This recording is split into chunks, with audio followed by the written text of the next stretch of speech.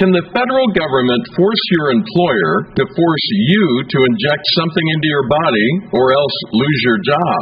Hi, I'm Stuart Shepard, and this is First Liberty Live. Have you downloaded the First Liberty Live app yet? It is a great way to keep up with these episodes. It's free. It's a download. You can put it on your iPhone or Droid phone, either one. We've got versions for both. It is our gift to you, and it makes an easy way to keep track of this. You can also, if you want to, listen to the episodes as a podcast on there, which is really cool if you're in your car. Our attorney, Lea Patterson, is on the road, but we did not want to have to wait in order to have this conversation, so she's joining us from Washington, D.C. Hi, Lea. Hi, Stuart. Good to be with you. It's good to see you, too. Let's start with what just happened. We're going to talk about the Biden administration's vaccine mandate for employers. What did the court do? Let's start there. Sure. So right after this mandate got issued, tons of employers, including clients of ours, sued in the Fifth Circuit Court of Appeals, as well as many other courts. But the Fifth Circuit issued a temporary stay that will basically suspend the operation of the mandate until the court adjudicates the case itself. So that is a nationwide stay, and it prevents the mandate from going into effect. Okay. So it does impact the whole country, even though it's only coming out of one of the appeals courts, right? That's correct. All right. So the stay is only temporary while they look at it. So let's talk about what the mandate is all about. What is it that the administration wants employers to do? All right, so the mandate does a lot of things. This is coming from the Occupational Health and Safety and Health Administration, so that's OSHA. They regulate all sorts of workplace hazards, so they only have jurisdiction to regulate employers. And basically what the administration is trying to do is use OSHA's authority as a way of implementing a mandate through a back door by making employers, basically they're drafting employers to be their enforcement against the employees who aren't vaccinated. So, yeah, go ahead. I can go into some of the specifics of what the requirements this emergency temporary standard does. Yeah, please do. So basically, it requires a couple of things. So it requires employers to create procedures and policies to require their employees to be vaccinated.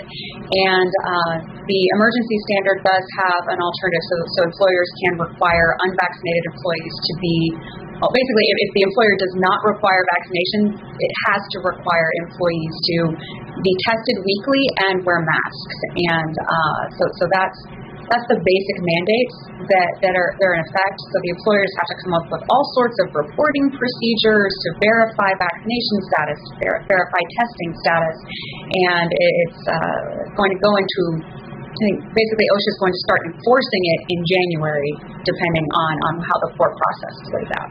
And to be clear, we are not saying whether someone should get the vaccine. That's a personal decision. People have opinions on both sides, very strong opinions. You've heard them. And we're not medical experts. That's not what we do. But there is an important legal issue here at play, and that's why we're involved in this, Lea. Tell us what the legal issue is. So there are a ton of legal issues. Basically, this is pretty much an unprecedented action by OSHA to make this kind of sweeping mandate. There are constitutional concerns of many kinds that it violates the proper balance of power and authority between the branches of government, between the federal government and the state government, and between Congress and the executive branch, the president, essentially. And so those are some of the constitutional issues. There are also religious liberty issues going on here. So I can talk about the three clients that we represent. We represent Baystar Television Network, the American Family Association, and Answers in Genesis, which runs the Ark Encounter. So these are all religious organizations, religious employees with religious beliefs of their own. And one of their primary objections to this mandate is that they have the religious belief that they cannot force their employees to be basically put to a test of conscience on a theologically disputable matter. So what that means is that just by the very act of forcing their employees to come and tell them whether they're vaccinated or not, whether they object to the vaccination or not on a number of grounds, it creates this conscience testing atmosphere that they can't in good conscience impose upon their employees.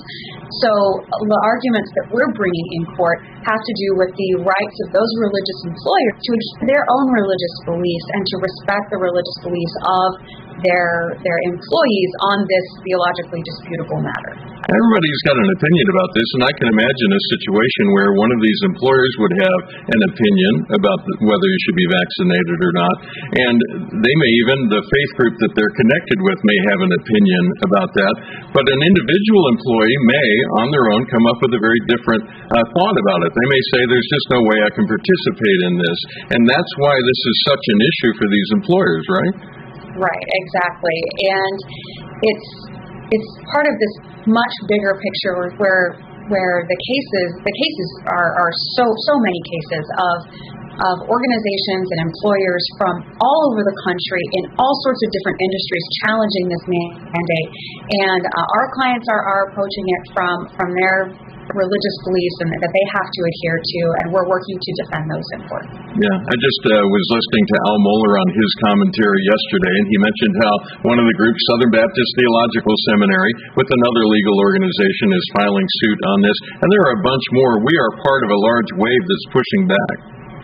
Yes, we are, and we're hopeful of what that means because there's so much pushback, and so many. I think the way the circuit described when they instituted the stay of the order is the Fifth Circuit said that there were grave constitutional concerns with this order, and basically, just to give an example, the federal government cannot issue an order that all private citizens have to be vaccinated. That's outside the scope of the federal authority.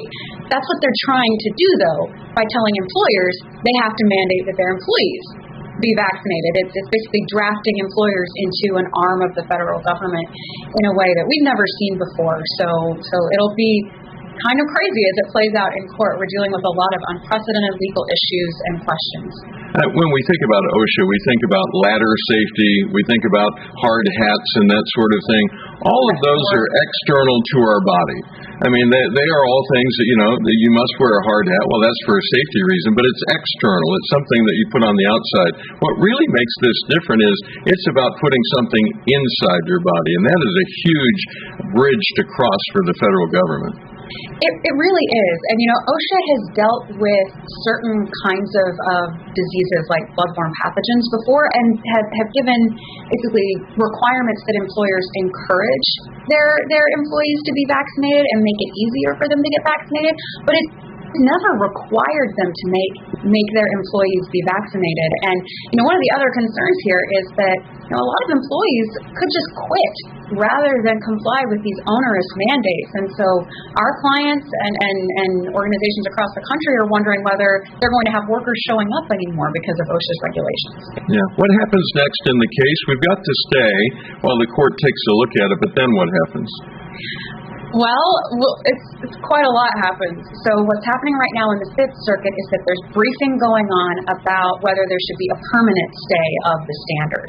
Now, to give some context for this, the standard that we're talking about right now is a temporary emergency standard that will be in effect for 6 months.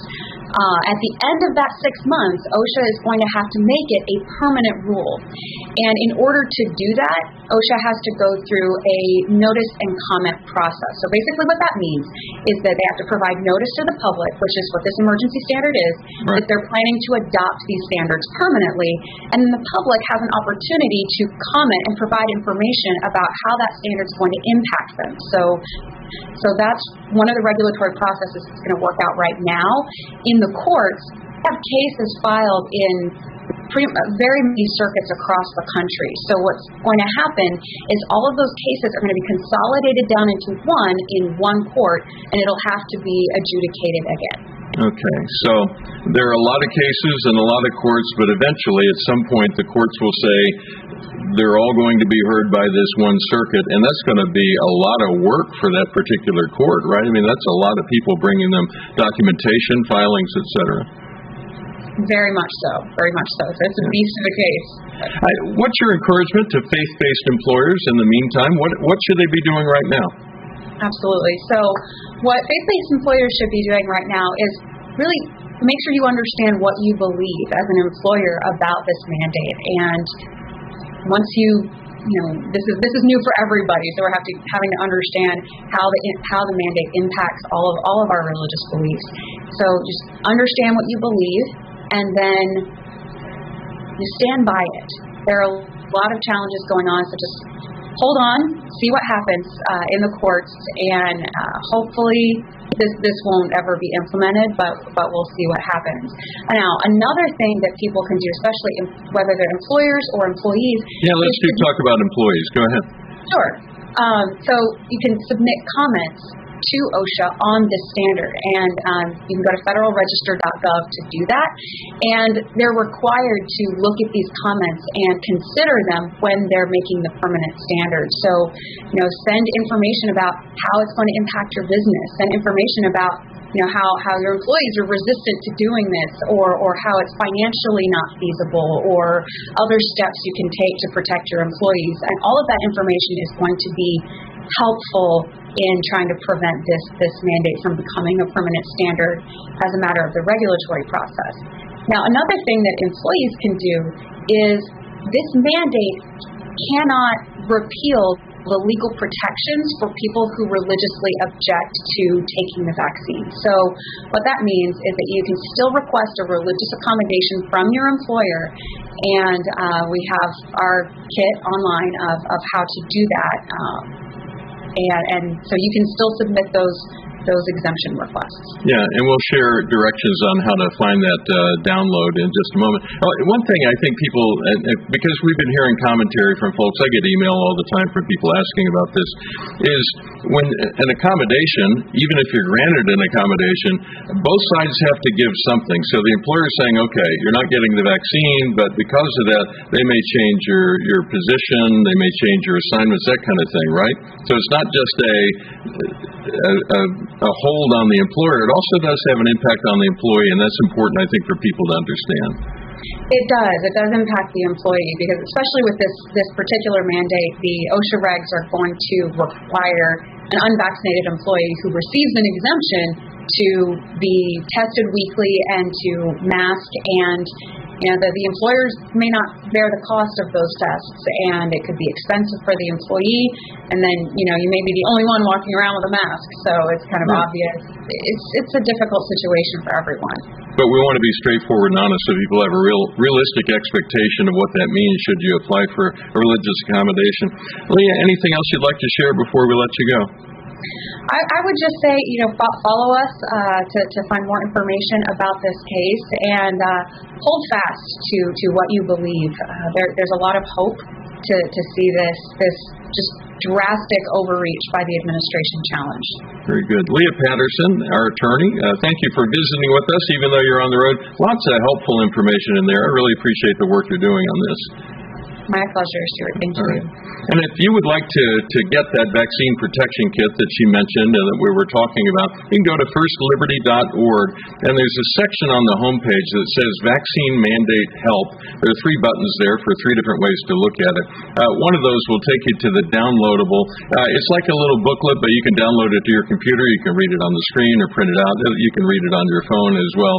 Lots of helpful information as far as applying for a religious accommodation with your employer, that sort of thing. And we want to provide that to you. That's free. We don't charge for that. It's just our help to you. We will see you next time right here on First Liberty Live.